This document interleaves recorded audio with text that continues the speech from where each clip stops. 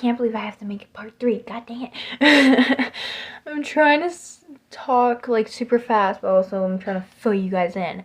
So I'm just like looking at her and I'm like giving her like the stink eye, like get out, like get away from my house, because like she's like trying to come in, she's like trying to talk to us and all that.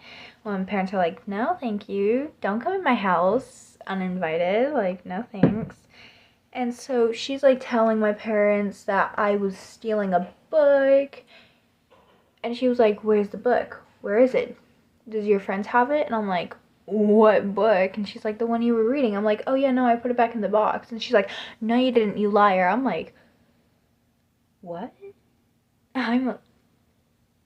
What? No, I didn't steal it.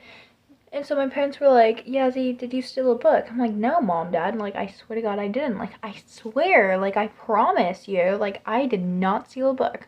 I read it to everyone because we were walking home and we got tired. So yeah, we sat down and I read a book to them, but that's it.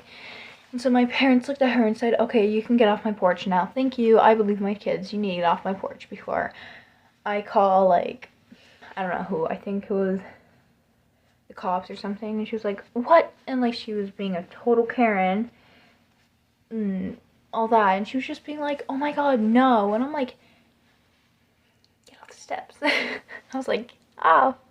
And I'm like one of those, like, I was like one of those, like, kids that were like, when my parents say something, you need to listen before I beat you up. Like, yeah, I was shy until they were talking back to somebody in my family.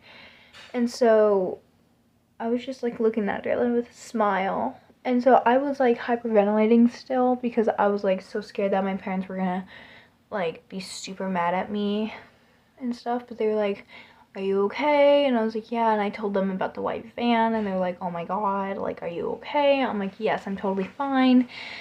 It just scared me. And obviously Adeline did not know what was going on.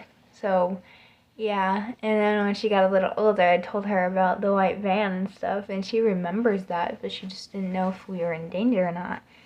So I was like, yeah, we could have been in really bad danger, but we weren't. And yeah, and I have so many other Karen stories, it's not even funny. I've ran into like 3, and a lot of people runs into like more Karens, 100%. But I think that one was the scariest one for me because she was actually fighting with me and yelling at me while I was 8 years old, trying to calm her down and be like, bro, like, you're fighting with an 8-year-old. So yeah, okay, I love you guys so much, and I'm going to be posting way more, hopefully, if I'm not that busy.